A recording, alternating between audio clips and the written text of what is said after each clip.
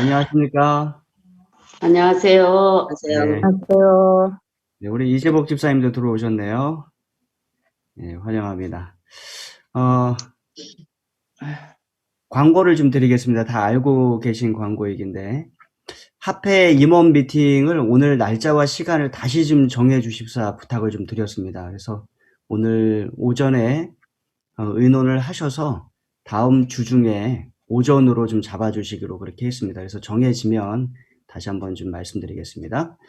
예, 우리 집사님 기도해 주신 대로 오늘 청주중앙교회 이옥균 장로님, 건축을 하시는 우리 장로님 만나게 됩니다. 우리 문형근 장로님 통해서 연락을 주셨고 또 10시 반에 만나게 됩니다. 함께 만나 뵙기 원하시는 분들은 교회로 10시 반까지 오시면 좋겠습니다. 정용만 목사님께서 예배 후에 우리 직원들과 또 건축위원들과 시간 가지시는 거 허락하셨습니다. 그래서 예배 후에 우리가 함께 시간 가지고 길어도 1시간 정도만 저희가 시간을 좀 가지셔야 목사님 식사하시고 올라가시는데 지장이 없지 않을까 이렇게 생각을 합니다. 이해해 주시기 바랍니다. 오늘 계속해서 분향단 살펴보고 있습니다. 성막에서 성소 안으로 들어가게 되면 등대와 떡상과 분향단이 있습니다. 이 분향단이 하나님 계신 그 자리에서 가장 가까운 자리에 있는 것 우리가 알고 있습니다. 자, 이게 향이 이렇게 타서 올라가 갖고 휘장을 넘어서 지성소까지 들어가는 것을 우리가 공부했고요. 또 향단이 이렇게 생겼다는 것을 저희가 알고 있습니다. 오늘은 성경 말씀 가운데 사람들이 잘 주목하지 않는 한 단어를 좀 살펴보고자 합니다. 먼저 출애굽기 30장 3절에 있는 말씀을 함께 읽도록 하겠습니다. 정남덕 집사님 좀 읽어주실까요? 제단 상면과 좌우면과 뿔을 순금으로 싸고 주위에 금테를 두르지며. 예, 여기 말씀을 보면 제단 상면과 전후좌우 면과 뿔을 순금으로 싸고 주위에 금테를 두르지며 이렇게 말씀하고 있는데 저는 오늘 이 제단 상면이라는 단어에 함께 집중하고 또 은혜를 나누고자 합니다. 금제단에는 제단 상면이 있었습니다. 그러니까 왜 제가 금제단이라고 불렀는가 하면 성소에는 제단이 두 개 있었습니다. 하나는 놋제단이에요. 그것은 뜰에 있었던 번제단은 놋제단이라고 불렀습니다. 그것은 조각목으로 만들고 놋으로 쌓기 때문에 놋제단이라고 불렀고요. 또 하나는 이 성소 안에 있었던 분향단입니다. 이거는 금으로 만들어졌기 때문에 금으로 쌓기 때문에 금제단이라고 불렀습니다. 근데 놋제단에는 상면이 없었습니다. 중간에 망이 있었어요. 그래서 잡은 희생 제물을 그 망 위에 올려놓고 그곳에서 희생 제물이 타서 올라가도록 그렇게 드리는 것이 이제 놋제단 그다음에 번제단이었습니다.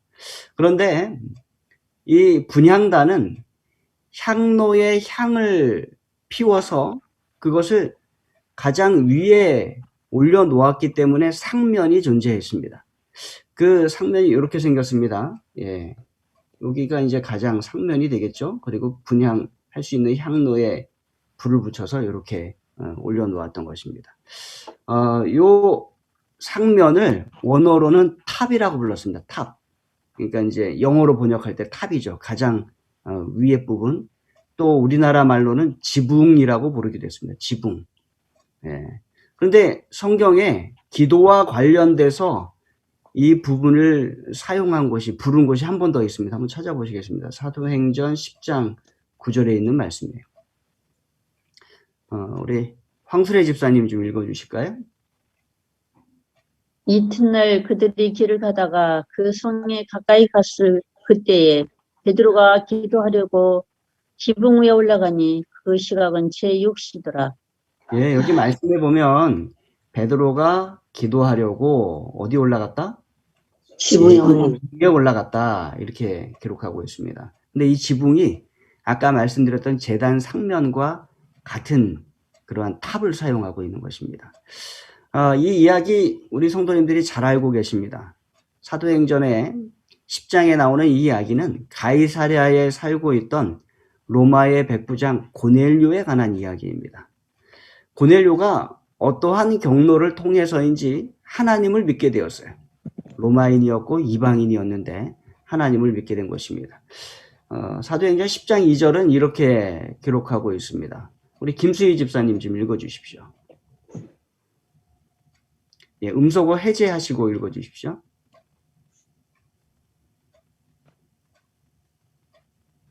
그가 경건하여 온 지방과 더불어 하나님을 경외하며 백성을 많이 구제하고 하나님께 항상 기도하더니 예, 성경은 기록하기를 그가 경건하여 온 지방과 더불어 누구를 경외해요? 하나님을 경외해요. 이방인 백부장인데 하나님을 경외합니다. 또 하나님을 경외할 뿐만 아니라 백성을 많이 구제하고 하나님께 항상 뭐 합니까?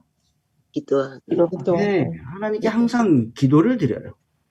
자, 그랬더니 어떠한 일이 일어났는가? 3절로 5절에는 이렇게 기록하고 있습니다. 우리 이유철 장로님께서 3절, 문영근 장로님께서 4절, 그 다음에 송정희 집사님이 5절을 읽어주시기 바랍니다.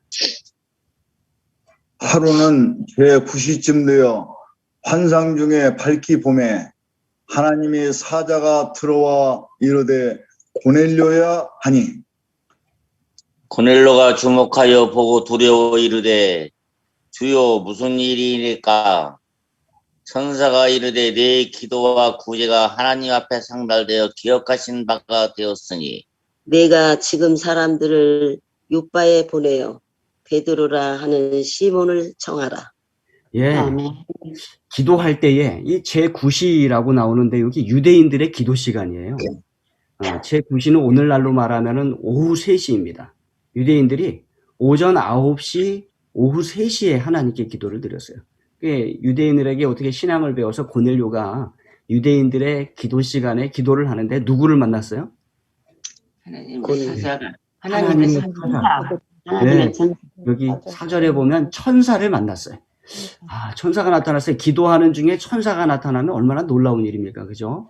그래서 이제 놀래갖고 주여 무슨 일이니까 이렇게 질문을 했습니다. 그랬더니 천사가 하는 말이 내 기도와 구제가 하나님 앞에 상달되어 하나님께서 기억하신 바가 되었으니 이제 요바로 사람을 보내어 누구를 부르라? 베드로. 네, 베드로를 부르라. 베드로 부르라고 하신 이유는 하나님께서 이 고넬료와 그 가족에게 하나님에 대하여 더 잘 알려주시기 위하여 베드로 부르라 이렇게 말씀하신 것입니다. 그래서 이 고넬료가 아주 신실한 종 한두 사람을 선택해서 요바에 있는 베드로에게 보냅니다.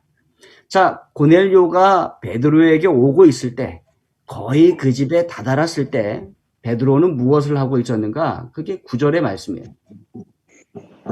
우리 9절 말씀 임춘예 집사님 읽어주시기 바랍니다. 이튿날 그들이 길을 가다가 그 성에 가까이 갔을 그때에 베드로가 기도하려고 지붕에 올라가니 그 시각은 제6시더라. 예, 베드로가 무엇을 하고 있었습니까? 길을 가다가 예, 기도하고 있었어요. 기도하려고. 예, 고넬료는 기도하다가 천사를 만났고 그 천사의 음성에 따라 베드로를 부르러 사람을 보냅니다. 그런데 그들이 그 요바 성에 가까이 갔을 그때에 베드로가 기도하려고 자 어디로 올라갑니까? 지붕에. 예, 지붕에 올라갑니다. 그리고 그 시간은 몇 시더라? 6시더라. 네, 6시더라. 이거 오늘날 시간으로 말하면 12시예요.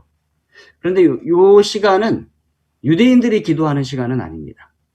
유대인들이 기도하는 시간은 9시와 3시라고 말씀드렸어요. 근데 이 베드로가 12시에 기도하러 올라간 것입니다. 자, 이 기도할 때에 어디서 기도해요?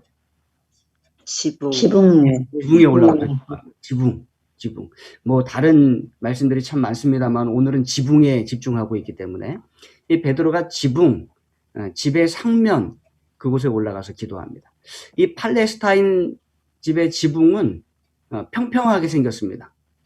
오늘날 우리의 그 여러 층들의 지붕 가운데서도 평평한 옥상이 있는 집들이 있지 않습니까? 그죠? 그리고 옥상에 우리가 사람들이 올라가기도 하고 우리도 그렇지만 예, 그곳에서 뭐 곡식을 말리기도 하고, 근데 팔레스타인 사람들은 그곳에서 음식을 만들기도 하고 옷감을 만들기도 하고 그들도 그곳에서 곡식을 말리기도 하고 또 아침과 저녁으로 조금 선선해졌을 때는 가족들과 친구들과 함께 올라가 조용한 대화를 나누기도 했습니다.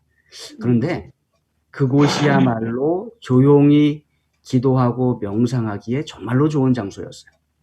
특별히 아침과 저녁에 유대인들의 기도 시간에는 그것이 햇볕도 잘 들 뿐만 아니라 통풍이 잘 되어서 아주 시원한 그러한 장소였던 것입니다. 그런데 이 베드로는 12시에 기도하러 올라갔어요. 이 더운 때인데 기도하러 올라가서 그곳에서 기도할 때에 누가 온 것입니까? 예, 요바에서 보낸 고넬료의 종이 그곳에 도착한 것입니다. 그래서 기도함으로 출발한 사람들이 기도할 때 그곳에서 만나게 된 것이에요.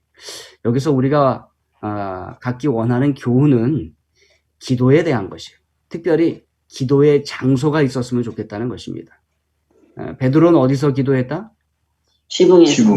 네, 지붕에서 기도했다. 그런데 그 지붕이 출애굽기 30장의 말씀에 의하면 뭐와 같다? 재단 네, 상명. 상명과 같다. 향로에 불을 붙여서 올려놓는 제단 상명과 같았다. 그래서 여러분 각자가 여러분의 제단 상면을 가지게 되길 간절히 바랍니다.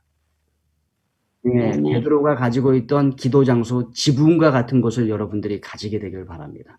그래서 집의 어느 장소이든지 늘 그곳에 무릎 꿇고 하나님께 기도드릴 수 있는 그러한 제단 상면이 있었으면 좋겠어요.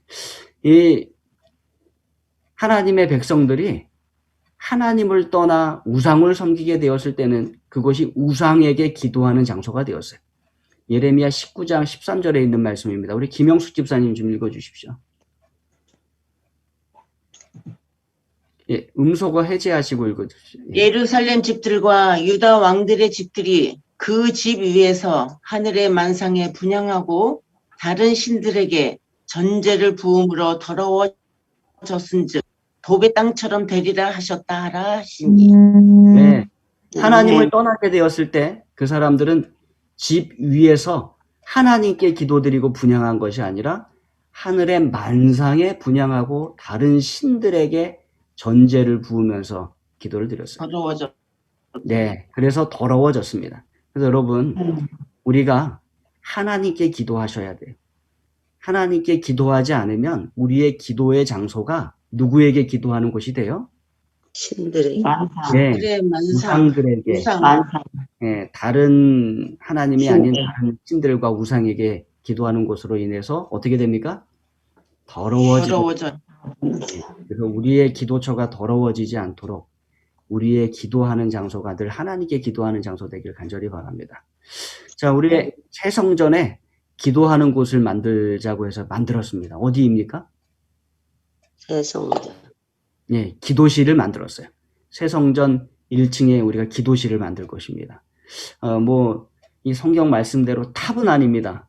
지붕은 아니고요. 가장 위는 아니지만 이 가장 아래쪽에 현관문을 열고 들어가면 가장 먼저 만나는 것이 기도실임을 여러분 기억하시기 바랍니다. 자, 이곳은 어떻게 보면 요나가 기도했던 고래 뱃속과도 같은 곳이 되지 않을까 이렇게 생각을 합니다. 어쨌든 우리가 그곳에서 기도를 자주 하고 직접 1층 들어가나 있고요. 기도실뿐만 아니라 하나님께 기도하는 그러한 일들이 있게 되고 또 그곳에서 기도하다가 우리가 고넬료와 같은 경험하게 되길 간절히 바랍니다. 아멘. 고넬료. 또 그곳에서 기도하다가 우리가 베드로 같은 경험하게 되기를 간절히 바랍니다. 여기 오늘 말씀을 드리진 않았습니다만 베드로는 어떤 경험을 했습니까? 보자기가 하늘에서 내려오는 경험. 환상. 예, 그거 한 번도 아니고 두 번도 아니고 몇 번이나 환상을 보죠? 세 예, 번. 3번이나 보는 경험을 하게 됩니다. 그래서 기도하다가 가서 기도한다는데 새 성전에 가시는. 예, 새 성전에 기도실이 있습니다, 장로님. 네. 새 성전의 기도실. 네. 기도하다가 우리 고넬료와 같은 경험 또 우리 1층에 베드로와 무슨 같은 기도실이 있어. 하는 자, 우리 똑같이 교회가 들었어. 됐고 또 우리의 성도님들이 되시길 바라면서 말씀을 마치겠습니다. 아멘. 아멘. 수연아.